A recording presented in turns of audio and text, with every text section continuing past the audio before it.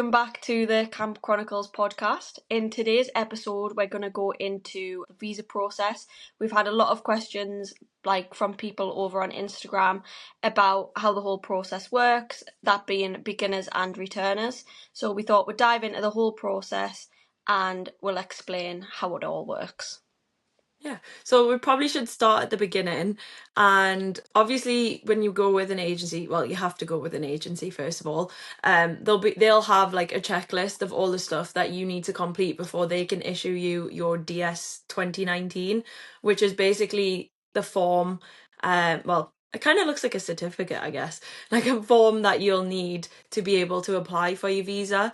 So, like with my agency, AmeriCamp, I needed to have done my DBS and I needed to have uploaded my like health medical background check form thing, and I also needed to have paid all my fees in full before they would then issue me the DS 2019. So if you haven't already done that and uploaded all your documents, I'm assuming it's probably the same for IENA. I'd make sure you do it. It is. I think it's the same with most agencies. All documents need to be uploaded and all fees have to be paid. And then what'll happen is once all of that's done, your agency will get things sent off and you'll get your DS 2019 issued.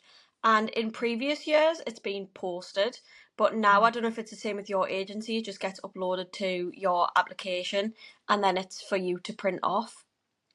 Yeah, mine's exactly the same. I think first summer, maybe even second summer, it was posted out to me, and then like the last few, it's just been uploaded onto the portal, and then we've just got to print it off ourselves. What'll happen as well is your agency will send you like an information pack through, and it'll kind of lead you step by step what you have to do in order to get your DS160. The links to the correct website, the links to getting your SEVIS form. What is your SEVIS form again? I can't remember. The service is like a fee that you have to pay, but I'm honestly not entirely sure what it's for, because you have to send the service receipt with like your documents off, don't you, when you go? So you'll get your DS 2019 from your agency, and then you'll get the link to go on to the SEVIS page where you get your, what's it called again? The I-901 page, and then you get your service receipt from that page, whatever it might be. Yeah, so that is basically another document that you need to take with you to the embassy. So you'll get your DS 2019. Your DS 2019 has a number on it, which is what helps you get your SEVIS receipt. And then once you've printed the SEVIS receipt off and your DS 2019, you're ready to go to do your DS 160 form. Now, if you haven't done your DS 160 form already, the website is dated about 1980. That's the last time they've done any changes to it. It is terrible. Top tips are to save every page that you do. Before you get into doing your DS160 form, this is for first timers and returners. Make a list of your 5 previous countries that you've travelled to. And I always say, make a list of your 5 previous trips to America, each place you went, how many days you went, and the dates you went, just so you've got all the information so you can just type it up real fast.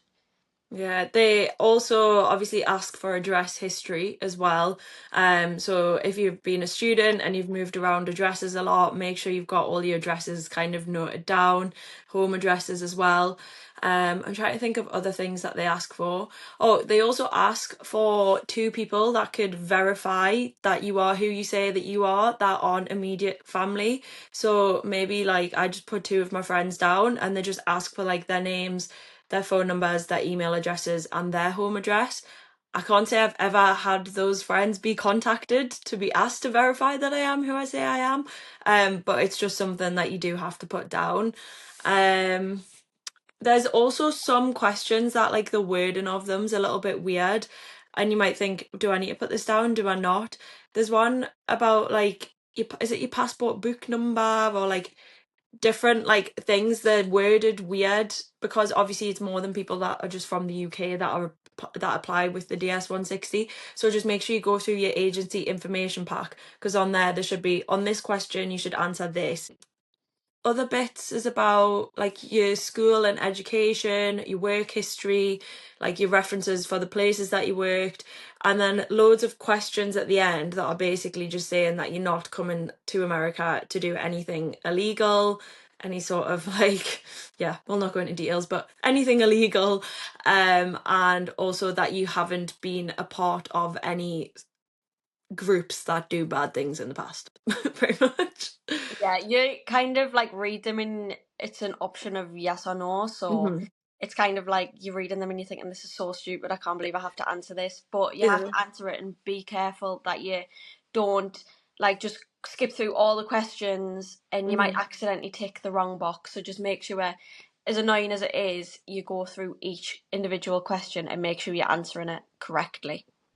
Yeah, just make, yeah, like someone said, just double check everything. It does give you the option once you've completed the whole form to go through each section and just confirm and make sure that you've put in all the details right. So yeah, just go through and just confirm them. I mean, I think the first time I did it, it took me quite a while, I'll be honest. But the last few times I've done it, because my laptop, you know, when they like auto save your answers from previous years and then you click on the box and it just pops up. So my laptop kind of has auto-saved my answers from the past few years, which is very handy. So that has made it a little bit easier, and I'm just kind of more used to the process now. And I always remember to save every page. That's the most important thing. So once you've answered all of the questions, it'll take you to the final page, which is what you need to print out. It's the DS160 confirmation page. It'll have you in the top left corner, the picture, and then it'll have information on. It'll say this is not confirmation of the visa itself, but this is what you need to take to your appointment so that the embassy know that you've obviously done the DS160 process. Mhm. Then from the DS160 page, you've then got to do another website, which is where you actually end up booking your appointment and paying the $185 fee. So it can be a little bit different if you are a returning counsellor because you can't answer the questions so that you're able to do a postal visa. But if you want a little bit more information on that, just drop one of us a message and we can send you the information in regards to that. If you are a first timer, you will need to do an embassy appointment. So basically, you've got to fill this form out and then you can pay the fee and then you choose to book your appointment. What I will say is, and it's something that a lot of people forget to do, is that make sure you pay to get your visa, your passport returned back to you from the embassy. Because if you don't live in London and you don't live in Manchester, you're going to have to go for a long trek back to either place to get it Mhm. picked up from that DX location. So make sure you pay the extra, I think it's £20, to get your passport delivered back to you, or else you have a little bit of a nightmare. Yeah. And the two places, obviously, if you're living in the UK, that you can go to get your visa are either Belfast or London. So I don't know, even if you're in Scotland, for example, you might think, oh, I'll just get the train down to London. But if you're close enough to an airport, it could be cheaper for you to honestly go across to Belfast, given the price of trains these days. So I would definitely, if you're looking to do it the cheapest way possible, I would weigh up your options, because flights to Belfast there and back in the day could actually be cheaper than the train to London if you are quite far up north like us. Also, something you can do is like try and make a day of it. The first summer I went, obviously we had to go in person, and I think I stayed in a hotel for 2 nights, and I just went to London by myself and like made a whole thing of it. Um, I think a lot of people go with like parents and stuff like that.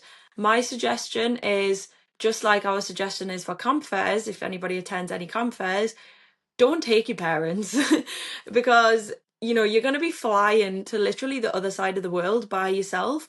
So you really want to like challenge yourself a little bit and think, like, you might be nervous, but if you can go to London or you can go to Belfast by yourself and you can get your visa, that's like a much smaller distance compared to flying halfway around the world to America. Like, try and do it without your parents.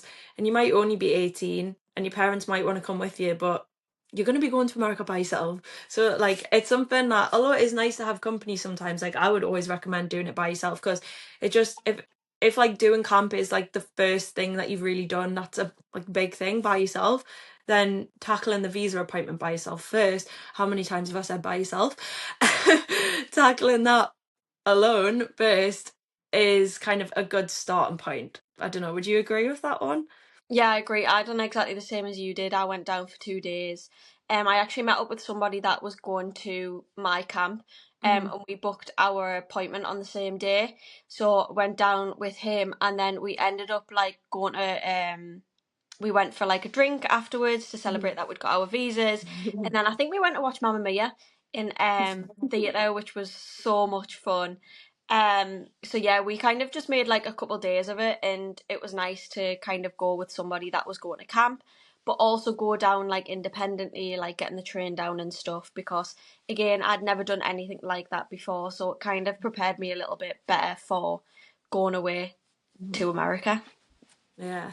And then obviously once you actually, let's talk about the first time process. So you're actually arriving at the embassy. It's in Nine Elms in London, so it's like near like Battersea. And the building's actually really cool. Like I really love the embassy building. I think it looks so nice. Um it's a lot of the queuing is outside, so you have to queue outside first before they basically check and make sure that you've got all your documents. Now, the documents that you'll need to bring with you, if anybody wants to take note, is your DS160 confirmation page. So that's the page that it takes you to at the very end once you've finalised doing your DS160. You need your printed out DS 2019. You need your SEVIS receipt. Then you'll also need your passport because the visa gets printed directly into the passport. It's just like a bit of paper that gets stuck in it. You will also need to bring a visa photo with you. If you forget, or like if you get to the embassy and they reject like the photo that's been attached to your DS160, then they do also have like a visa photo booth. But be aware that the visa photo sizes are different to your normal like UK passport photo size. So make sure if you do go to get it taken. I think I went to Max Spielman and got mine taken, and I've also been to like one of those little booths before that are just like in the middle of shopping centres. Just make sure you select the visa size. And then you will also, or it should take with you just in case, some sort of proof of return. I don't think I was ever asked for evidence myself when I went. I think they just asked me like, oh, like, what are you coming back for? And I was like, well, I'm living out, so like I've got a house that I'm renting, so I need to pay for that. And that was fine. They didn't ask me to show anything. What did you get asked for proof of return actually? I just as exactly the same as what you did. They just Yeah. asked me like what I had to return home to. I think there's quite a lot of people that I guess are like, if you're like 18, for example, and you just finished your A levels, like it'll be hard to think of what you can provide for proof of return. Like you could provide like if you go into university or if you've got a job, like a contract, if you've got car insurance, like if you're still living at home, obviously you can't provide rent, but you could provide like your phone bill as long as it's in your name, like just anything that's kind of in your name that ties you to being in the UK should work as proof of return. So as you can imagine, like going to a visa appointment, you'd think that you'd probably have to wear like a suit, a tie, and a formal dress, but that's not the case at all. Just wear like smart casual clothing, even just a pair of jeans and a nice t-shirt. Same for the boys. Even though you don't have to go in formal wear, it's still good to present yourself well because you are going to an embassy. But don't stress about having to go out and buy a shirt and tie because that's not what you need to wear. Yeah, and things to bring or not bring as well. Obviously, we've run through the list of documents that you need to bring. Be aware that if you bring things like water or like a water bottle or something, like when I went there, you've got to go through like airport style security. Your bag will go through a scanner. You've got to walk through a scanner as well. And I had a bottle of water in my bag. They basically just asked me to take a drink of the water, I guess to prove that it's not like poisonous or something. But yeah, they asked me to take a drink of the water, but I don't know how strict they are with it. This was way back in 2022, so I'm not really sure if that's changed or not. And also you're not allowed to bring like big electronics, so like don't really bring like laptops with you or like I don't know massive camera equipment. I don't know why you'd bring that anyways. Um, and you can't bring like big bags. So if you're only going for like, let's say you're going overnight and you've got a suitcase with you, you're not going to be allowed to bring the suitcase in. So I would try and leave it at your hotel if you can. Or I think someone had mentioned to me earlier, it was a cafe or something nearby that you can leave stuff. Yeah, there's a cafe over the road, and they kind of do a thing where you can leave stuff there. So, for example, there was a girl in the queue, a couple in front of me, when I went to the embassy, and she'd brought a laptop with her, and the person at the front of the queue said, like, you can't bring this in with you. You're gonna have to go over to a cafe, and the cafe that it is, and drop it in there and keep it safe in there because you're not allowed to bring it in. Yeah. So just make sure like you check that is I'm pretty sure if you go on like the embassy website there'll be like a list of things you can and can't bring in. So just make sure you double check that.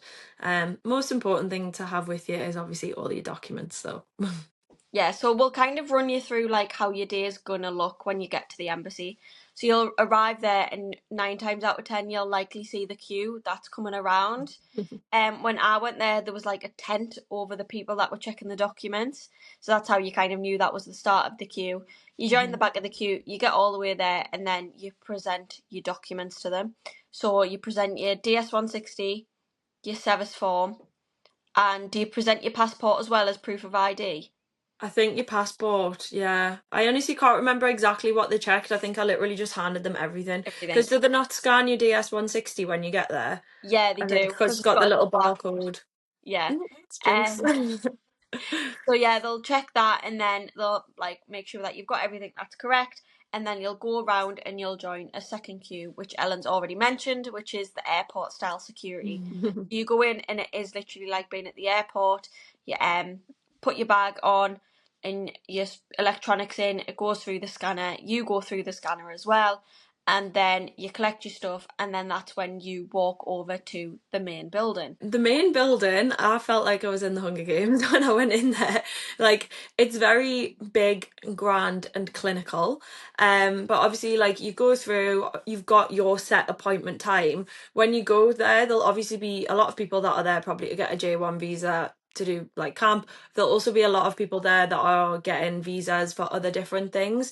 If I remember correctly, I think they were shouting people forwards to the front of the queue by appointment time, because obviously some people, let's say it was like 10 o'clock and they had like a 10 past 10 appointment, but they were all the way at the back of the queue, they obviously needed to get them to the front, so they were, I remember, like shouting people forwards.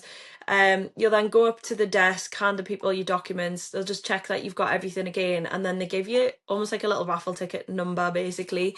I think they just stuck it to the back of my passport, and then they send you on your way up the stairs, or not the stairs, they send you up in the lift, and then go upstairs, and then you're back in another waiting room again, which I think, did it have a little cafe inside of it?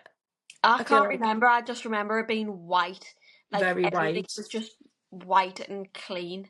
Yeah, and there has like loads of like booths all along the wall, so it's like a big long waiting room with loads of booths. You basically go in, you sit down, and you just wait for your number to be called, and on the big screens, and it'll just tell you where to go. I'm having to really rack my brains for this actually. This was so long ago when I did this. And then yeah, so sorry, you'll go for your first interview, and that is where you get 10 printed. So they'll basically take fingerprints of all 10 of your fingers. And then it's not too much of an interview at that point, is it? It's just kind of brief, like, what are you coming for, sort of thing. Yeah, it's kind of more of an informal chat. I mean, the guy that I went to had a laugh and joke on with me, and it kind Yeah. of like really settled my nerves, because something you've got to remember is they're not there to trip you up and Hmm. trick you and be like, oh, I don't fancy giving her a visa, so I'm gonna like make them say all the wrong things. That's not Yeah. the case at all. Like they are there to grant you a visa. The only time they won't is if obviously, there's reasons not to. Yeah. But I think it's something that a lot of people stress about. But the guy that I went to the first booth, he was absolutely lovely. He done my temperance, and he was just chatting to me about where I was going in New York, Hmm. like if I'd ever been before. They're obviously American themselves. So Hmm. he was telling me about his 4th of July plans and how his sister invited him to New York for the fireworks. So it was like a lot more informal than I obviously expected. Yeah. But it's like it is straightforward, isn't it? And like you were saying, like unless you've got like a severe criminal background, like or something looks fishy on your application, like you don't really have anything to worry about. But at that point, if something was fishy on your application, it would have been flagged up by your agency already, so should be fine. So you get your temp printing, you go and sit back down, and then you wait for your name to be called again. Also, should probably mention on the DS 2019 at the very bottom, there is a section where you need to sign it yourself.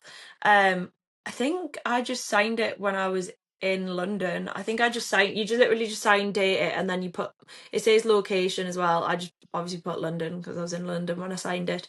So that is something to remember. Make sure you sign your DS 2019. And then the next person will be the person that does like a bit more of the interrogations, shall we say. And some of these people, like, they do look quite stern, but it's because they've got to take their job seriously. Like, they have to make sure that they are letting the right people into the country, and like we're saying, they're not there to like catch you out, but they do take their job seriously. It's the same when you go through like the passport control when you actually get to America. Like, some of them will be like really nice and happy and jokey, and some of them will literally just be like straight face, take your documents, be like, where you going, how long you staying, bye. Like, so yeah, they're not there to try and catch you out. But that's where they'll probably be asked for like the proof of return and what you're going to America for, why you're doing it, that sort of thing, basically. Yeah, so just make sure you remember the camp name, where the camp is, like what state it's in, your job role that you're doing at camp. They'll might ask you obviously why you're going out there, what you have to come home to, dates that are on like your DS 2019 when you're actually going to go to camp. I think I also got asked if I had any travel plans while I was in America. Yeah. Obviously I didn't, because I didn't book anything until I was at camp. But honestly, you'd expect to be in this for like 10-15 minutes. You sat down for like 3 minutes. I Yeah, think it's quick. you're like, it's so fast, and you've got to think they've got a full room to go through. The good thing about it is that you don't go into like a separate room on your own with them. It's like you stay in the same room the whole time. It's And like it's like, behind the screen, isn't it? yeah, it's like how I'd explain when you go at the bank and like you're Mm. putting cash in or taking cash out, or you need to speak to somebody. It's like that kind of glass window, and you like slide your documents through, and then what they will do is they will keep your passport, they'll keep your all of your documents, once they've said your visa's been approved, they'll keep all that documents, and they'll say obviously you'll get it back in, I think they say like, is it 10 to 14 working days? Something like that, I think. Yeah. They'll say that they're going to do that, and then you leave, and obviously you leave your documents there. And if you've paid for your passport to get delivered back home, it'll get delivered back home. If not, you'll go to either the DX location in London or the DX location in Manchester. Just be wary that you can't change it after 24 hours of booking your appointment. So once you've done that page, like, you've got to either pay to get it delivered at home, or it's going to that DX service and there's nothing you can do about it. Yeah. So once, say, your passport gets delivered at your house, or you collect it from wherever you're collecting it from, you will receive your passport, your DS 2019, your SEVIS form, but don't panic, they keep your DS 160 form. They don't deliver it back to you. They keep that form. So if you think, oh, I don't have my DS 160 form, what am I going to do? It's fine. They don't put it in. Well, they haven't for me the past few years, so. No, I don't think I have either, to be fair. And this is like both of our experience at the London embassy, by the way. Like, we haven't been to the Belfast embassy before, so I'm not entirely sure what the process is like there in terms of how many queues you've got to wait in, but I can imagine it would be like relatively similar across the board.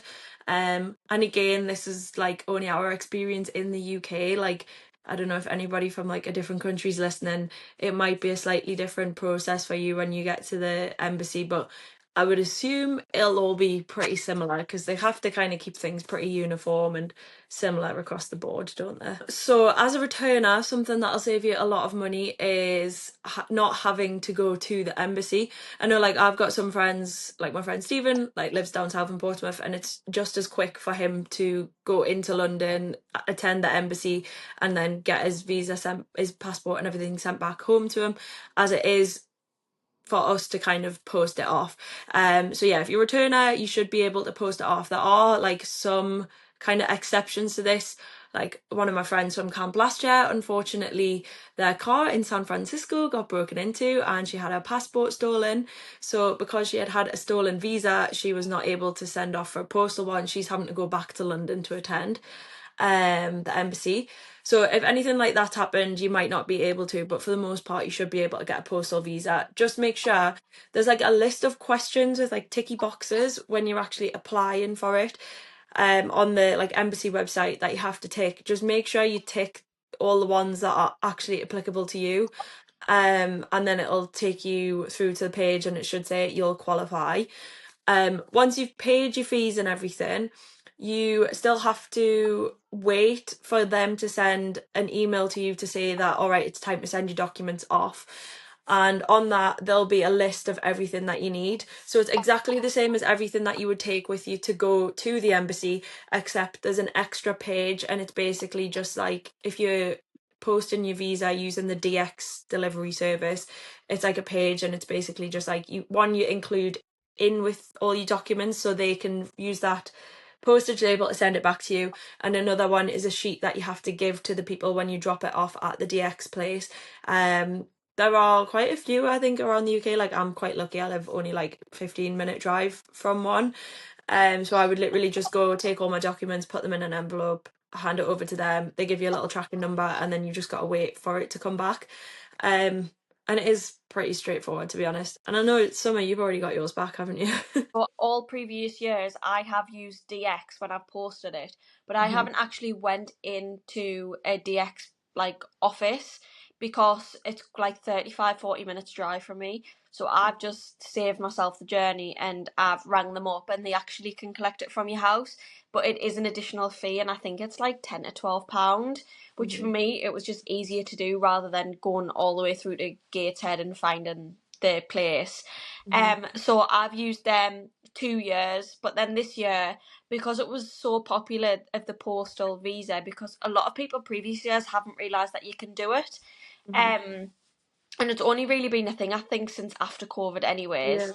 Yeah. But this year I ended up actually sending it off with Royal Mail just because I know they do a tracked service. And it was really the same as DX, but the only thing was DX were taking ages to get in touch with me. So what I did was I took it to the post office, put all the documents in a little parcel, sent it down tracked. I sent it on the Monday afternoon. It arrived on the Tuesday, it got approved on the Wednesday, it got issued on the Thursday, and it was back in my hands on the Friday morning. So it was as fast as that. And obviously for us, if you think about it, we'd have to go all the way down to London, we'd have to pay to get down there, we'd have to pay for a hotel more than likely, and then we'd have to wait like ages for it to get sent back. So it just, to me, is the easiest option to do. Just make sure that you do include all the documents in that you need. So like last year when I was getting mine, for example, I didn't include a visa photo in it because the first 2 summers, the photo that I'd uploaded to my DS160 had just been approved and been used for my visa. So it just came out on the printed one. But last year when I sent it off, they actually got back to me and they were like, sorry, your photo's been rejected. We need you to get one. So I then had to go get a physical visa photo taken and printed out and then go back to DX and get the photo sent off. So it was literally just this one little square photo that I was sending off. So yeah, don't make that mistake. So this year I made sure I did include a photo in my thing. So yeah, just make sure you got everything. Last year when I did it, I actually forgot to send the SEVIS form. The Did you? SEVIS Oh form. no. But they kind of have all the documents on their Yeah. computer system anyways. So very fortunately, they accepted my documents and still issued me my visa. But when it came back, it had this note in saying did not have this form, and I was like, Oh. please, but it's fine. I've still got my visa. But yeah, it was absolutely fine. And like you said, just make sure even if it's accepted on your DS160 form, your picture, that you include the pictures in the little parcel that you send out. Yeah, they just make sure that it'll all run smooth. But since we're obviously talking about like the visa and the documents, we thought it would be good to just quickly add in what happens when you actually get to passport control in America, or if you are traveling through the likes of Dublin. I know that you obviously go through passport control there, which is really good. And they check all your documents, so you don't have to actually wait and go through border control when you get to America. But what happens is you'll get to border control, you'll go to the person standing there, you'll pass them your passport and your DS 2019. They'll ask you why you're coming into the US. They'll ask you what camp you're going to, how long you're going to be here, but just make sure you have your DS 2019, because my friend in my first summer, he was silly enough to forget his DS 2019. He got pulled into a room, he was questioned for 2 hours on why he was in the country, what he was doing, why he didn't have this DS 2019 form on him. Luckily, they obviously have it all attached to the computers, and he got let in, but he did forget his DS 2019 form, and I don't actually think he was the only one in 2022. But when you're a first timer, you have to go and get your social security number set up, and you need your DS 2019 form for this, or else you can't get paid and you technically can't work in the US. So make sure you take that DS 2019 form.